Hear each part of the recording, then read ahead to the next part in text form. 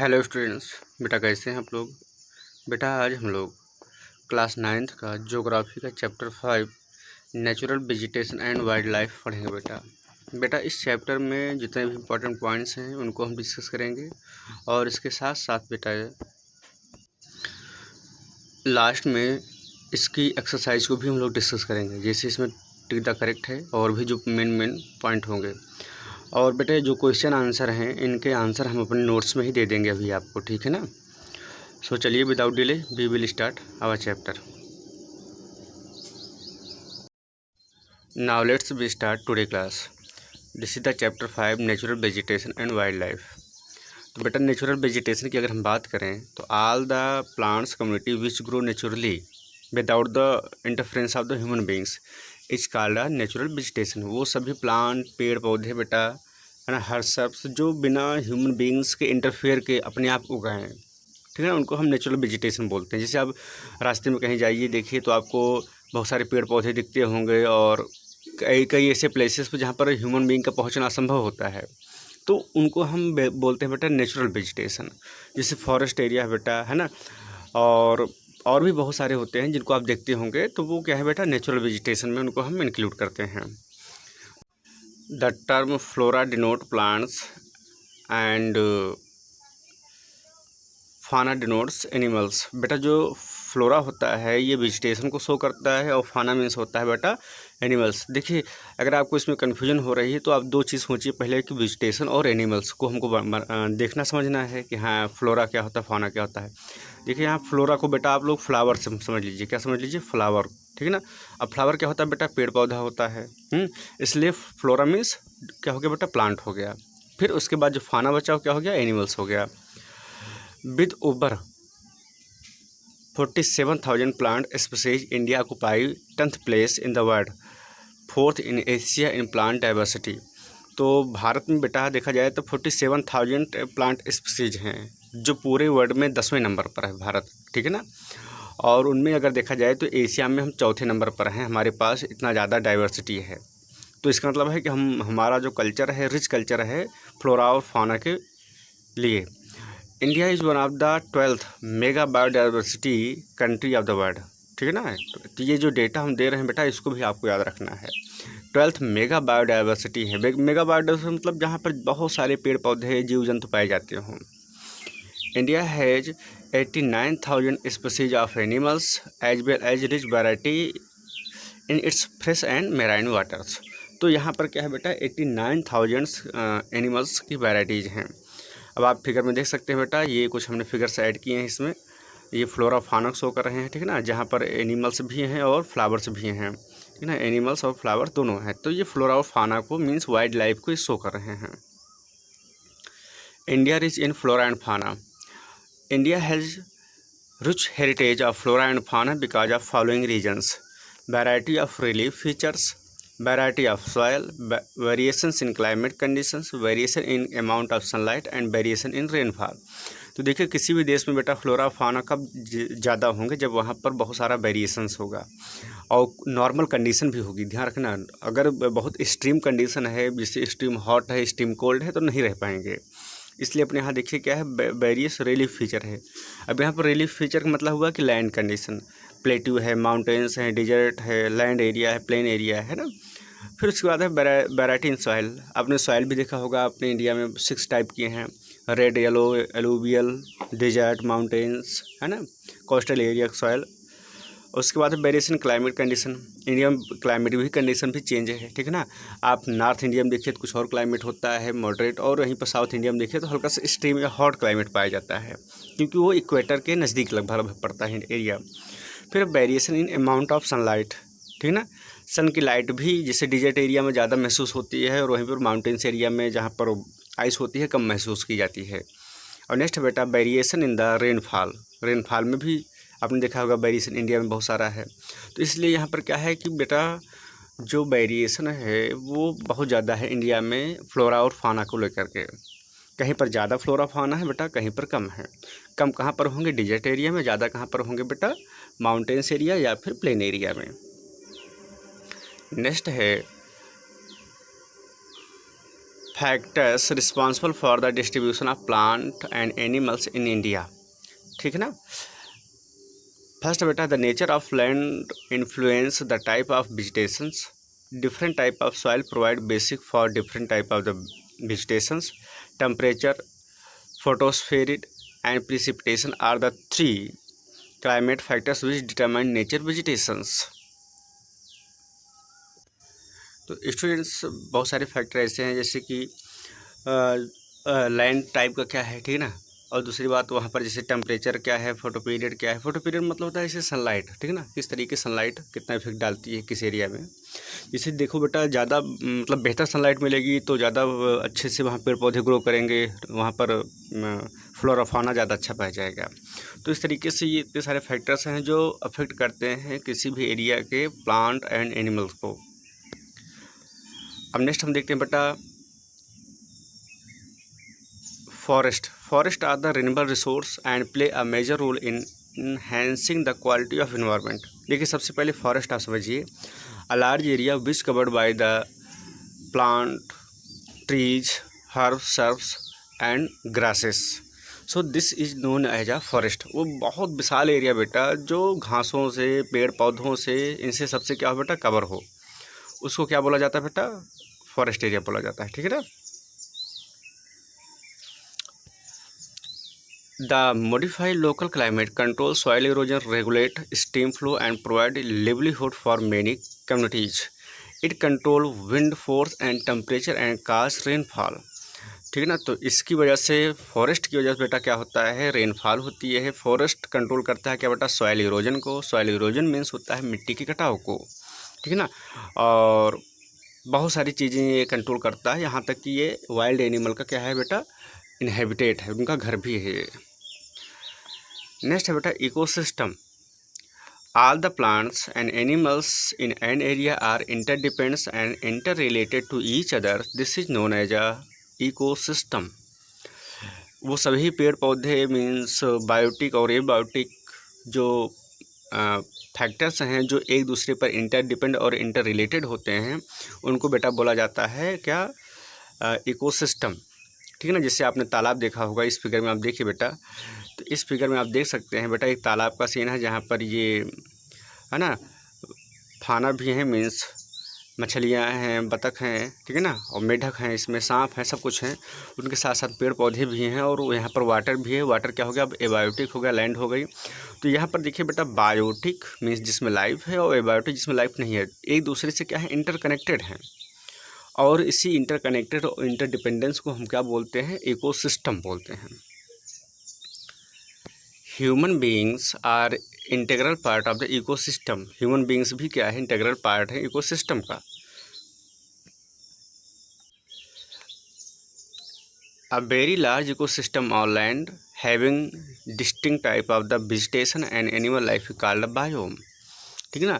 और बेटा जहाँ बहुत सारा जो है इकोसिस्टम, मतलब बहुत बड़ा एरिया में इकोसिस्टम पाया जाता है, ठीक है ना, तो उस एरिया को फिर बोला जाता है बायोम। मतलब जैसे शॉर्ट एरिया में है बेटा तो वो इकोसिस्टम होगा, वही बहुत बड़ा एरिया हो गया, ठीक है ना, फिर उसको बायोम बोल दिया जाता है।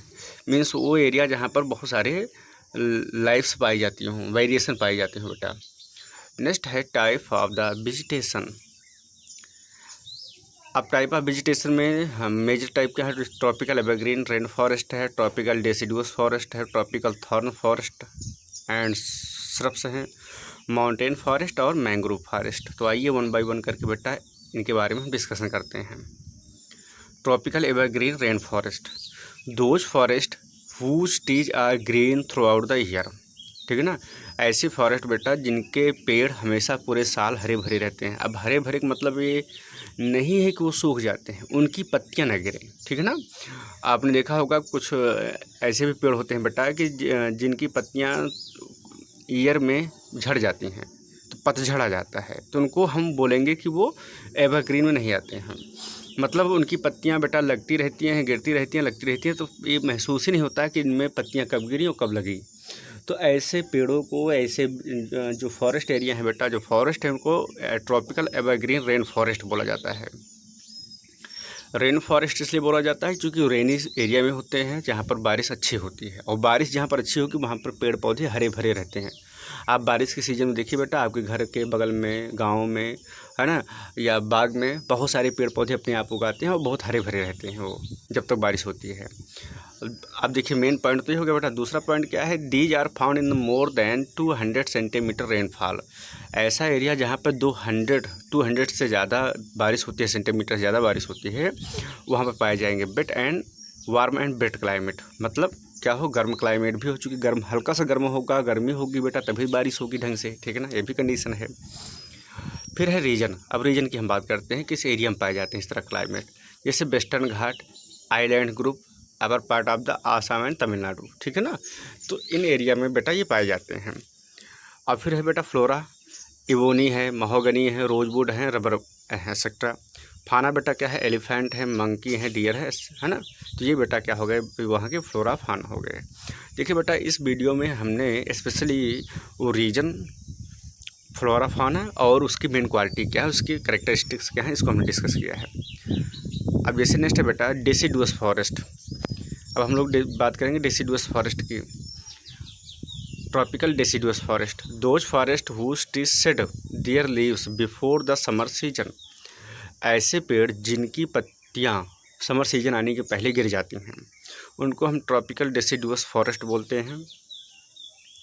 और ये ज़्यादातर फॉरेस्ट भारत में पाए जाते हैं, इन्हीं को हम मानसून फॉरेस्ट बोलते हैं, ठीक है ना। तो इसका मतलब ट्रॉपिकल डेसिडुअस फॉरेस्ट का सेकंड नेम क्या है बेटा, monsoon forest. These are found in between 200 centimetre to 70 centimetre rainfall region. ये बेटा पाए जाते हैं ऐसे एरिया में जहाँ पे 200 से 70 सेंटीमीटर रेनफॉल होती है, मतलब कम से कम 70 सेंटीमीटर बेटा, और अधिकतम 200, ठीक है ना। On the basis of availability of water, these forests are further divided into moist forest, मतलब मॉइस्ट फॉरेस्ट ऐसा एरिया जहाँ पर 100 से 200 सेंटीमीटर बारिश होती है। दूसरा है ड्राई डेसिडुअस फॉरेस्ट, जहाँ पे 100 से 70 सेंटीमीटर तक बारिश होती है, ठीक है ना। अब देखिए रीजन में क्या है, कहाँ कहाँ, जैसे north eastern state, foot hills of Himalaya, Jharkhand, west Orissa, है ना, और छत्तीसगढ़। नॉर्थ ईस्टर्न स्टेट का मतलब जैसे कि आपका यूपी, ठीक है ना, यूपी हुआ, बिहार हुआ, और इधर दिल्ली हुआ, है ना, पंजाब का एरिया हुआ। तो यहाँ पर बेटा क्या है कि ये पाए जाते हैं। इनमें आपने देखा होगा बेटा, टाइम आने पर इनकी पत्तियाँ झड़ जाती हैं। नेक्स्ट है फ्लोरा।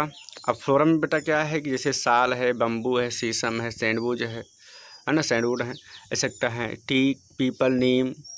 तो ये सब बेटा क्या है, यहाँ के पेड़ पौधे हैं इस एरिया के, फॉरेस्ट एरिया के। फिर दूसरा है बेटा फाना, लायन है, टाइगर है, पिग है, deer, elephant, variety of birds, reptiles and so on. Next है tropical thorn forest and shrubs. Those forests which are found in dry and moistureless area are called tropical thorn forest. Rainfall is less than 70 centimetre. यहाँ पर बारिश 70 centimetre से कम होती है। The leaves of vegetation in thorn forest and shrubs are mostly thick and small to minimize evaporation and have scaled stems of conserve water. तो बेटा ऐसे forest area जो ड्राई, मतलब सूखे सीजन एरिया में पाए जाते हैं, मॉइस्चरलेस, जहाँ पर नमी कम होती है, तो उनको बोला जाता है बेटा ट्रॉपिकल थॉर्न फॉरेस्ट। थॉर्न मतलब ऐसे एरिया बेटा जहाँ पे कटीली झाड़ियाँ होती हों। कटीली झाड़ियाँ जैसे कि नागफनी हो गई, बबूल हो गए ना, कैक्टस जिनको बोलते हैं। तो यहाँ पर होता क्या है बेटा कि बारिश कम होने की वजह से वो पेड़ कटीले होते हैं, तो उनको भी बोला जाता है। जैसे और वहाँ पर बारिश क्या होगी बेटा, 70 सेंटीमीटर से कम होती है, पहली बात तो।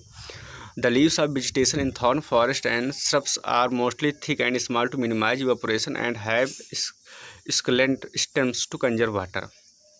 फिर है बेटा region, north western part of the country and semi arid area of Gujarat, Rajasthan, MP, Chhattisgarh, UP and Haryana. अब यूपी के कुछ ही पार्ट में बेटा, सारे पार्ट में नहीं है, ठीक है ना। तो इन एरिया में जैसे आप राजस्थान देखिए बेटा, गुजरात देखिए, तो यहाँ पर क्या है कि आपको जो चूँकि रेगिस्तान है, डिजर्ट एरिया है, तो यहाँ पर आपको पेड़ पौधे भी उसी हिसाब से मिलेंगे।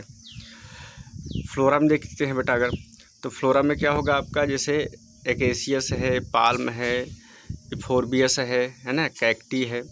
फाना बेटा क्या है, रैट्स हैं, माइस हैं, रैबिट हैं, फॉक्स हैं, वोल्फ हैं, टाइगर हैं, एक्सेट्रा। नेक्स्ट है स्टूडेंट्स माउंटेन फॉरेस्ट या फिर माउंटेन, ठीक है ना, दो ध्यान रखना बेटा, इसको माउंटेन भी बोलते हैं। Those forest which are found in a mountain region are called mountain forest. Mountain forest have a succession of natural vegetations built as a tropical to the tundra, ठीक ना। तो इसको एक नाम और है बेटा, इसका नाम है टुंड्रा रीजन। टुंड्रा रीजन वो होता है बेटा जहाँ पे बर्फ़ जमी होती है और फिर भी उसके बाद भी वहाँ पर पेड़ पौधे दिखते होंगे। आपने मूवी में देखा होगा, जैसे कुछ एरिया की मूवी दिखाते हैं कि उसमें बर्फ़ जमी रहती है फिर भी उसमें पेड़ पौधे होते हैं, ठीक है ना, जंगल होता है पूरा, तो उसको बोलते हैं बेटा mountain forest. At the height altitude more than 3600 metre above the sea level temperature forest and grassland give way to alpine vegetation, ठीक है ना। लगभग 3600 मीटर के ऊपर जो वेजिटेशन पाई जाती है अल्पाइन वेजिटेशन में आती हैं वो। जैसे कि एरिया क्या बेटा, जम्मू कश्मीर है, हिमाचल प्रदेश है, उत्तराखंड है और north east state of India. अब यहाँ पर पेड़ पौधे देखिए बेटा, सिल्वर है, फिर हैं, बिरचेज हैं, पाइन हैं, जूनिपर्स हैं, है ना, ये सब क्या है बेटा, ये देखिए आपका यहाँ का, है ना। तो आपने इस तरीके के पेड़ देखे होंगे बेटा।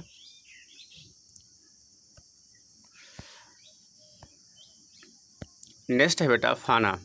तो इसमें जैसे कश्मीरी स्टैग है, स्पॉटेड डियर है, वाइल्ड सीप है, तिब्बतन एंटेलोप है, स्नो लिपर्ड है और रेड पांडा है। तो ये सब वहाँ के बेटा क्या हो गए, पाए जाने वाले जानवर हो गए। लास्ट है बेटा आपका mangrove forest. Those forest which are found in delta region are called mangrove forest. ऐसे फॉरेस्ट एरिया बेटा जो डेल्टा रीजन में पाए जाते हैं, है ना। अब देखिए डेल्टा रीजन क्या होता है, नदी का वह एरिया बेटा जहाँ पर नदी की धाराएं दो पार्ट में डिवाइड हो जाती है, तो इस एरिया को बेटा डेल्टा रीजन कहा जाता है। These are also known as the tidal forest। इनको टाइडल फॉरेस्ट कहा जाता है। The mangrove tidal forest are found in the area of coast influence by the tides, ठीक है ना। तो ये ऐसे एरिया में पाया जाता है जहाँ पर टाइड आते हैं। देखिए है क्या बेटा कि ये जैसे इंडिया का एरिया है बेटा, तो यहाँ पर डेल्टा रीजन ज़्यादा पाया जाता है, यहाँ पर पाया जाता है हर जगह। तो जहाँ पर ओशियन की लहरें आती हैं वहाँ पर उनके किनारे किनारे पेड़ पौधे बहुत कम पाए जाते हैं क्योंकि उनका पानी खारा होता है। बट मैंग्रोव फॉरेस्ट के जो पेड़ होते हैं वो वहाँ पर बहुत अच्छे से पाए जाते हैं। इनकी जड़ें पानी में डूबी रहती हैं और ये क्या करते हैं बेटा, पानी को अच्छे ढंग से, ठीक है ना, यूज करती हैं। तो उनको बोला जाता है बेटा mangrove forest.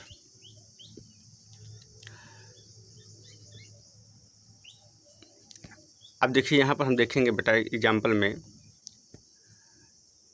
Mangrove tidal forest are found in area of the coast influence by the tides. जैसे रीजन क्या हुआ, गंगा ब्रह्मपुत्र डेल्टा हुआ, डेल्टा ऑफ गोदावरी हुआ, महानदी हुआ, कृष्णा एंड कावेरी डेल्टा हुआ। फ्लोरा बेटा क्या है, सुंदरी है, पाम है, कोकोनट है, अगर है, एक्सेट्रा, है ना। तो ये वहाँ के बेटा पेड़ पौधे हो गए। आप जानते हो बेटा जो सुंदरबन का डेल्टा है, गंगा ब्रह्मपुत्र का डेल्टा जो सुंदरबन बोला जाता है बेटा, वहाँ पे सुंदरी नामक ट्री पाई जाती है, इसलिए उसको सुंदरबन का डेल्टा बोला जाता है। अब वहाँ का जैसे कि फाउना में क्या होगा बेटा, रॉयल बंगाल टाइगर सुंदरबन में पाया जाता है, turtle, crocodile, gharials, snakes etcetera, ठीक है ना।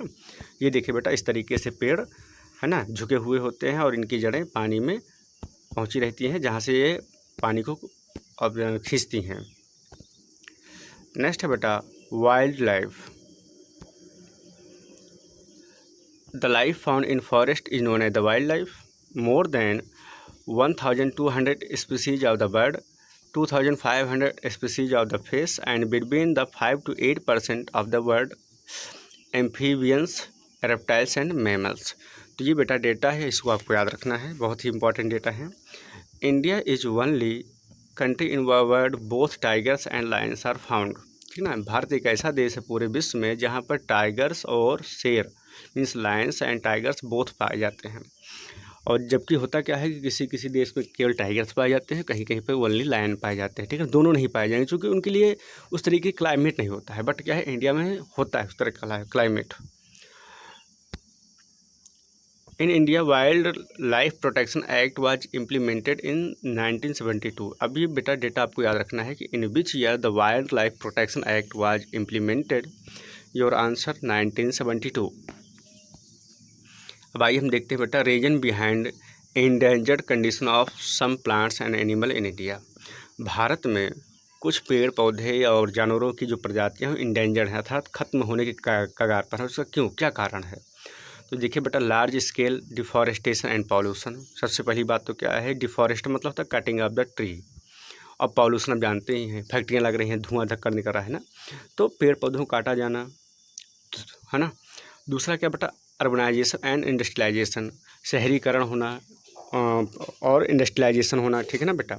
नेक्स्ट है hunting for the pleaser, commercial purpose etcetera, जानवरों को लोग मारते हैं, शिकार करते हैं, उसके बाद उनका हड्डी, उनकी खाल को भी बेचते हैं। और नेक्स्ट है बेटा इंक्रीज इन पॉपुलेशन, और जब बढ़ती जनसंख्या भी क्या है बेटा, इसका एक मेन कारण है। नेक्स्ट है बेटा conservation of natural vegetation and wild life. अब हम लोग देखेंगे कंजर्वेशन कैसे किया जाए इसका। तो wise and judicious use the natural resource stem as a conservation, ठीक है ना। नेचुरल रिसोर्सेज के बेटा वाइज यूज करना, वो क्या कहलाता है बेटा, कंजर्वेशन कहलाता है।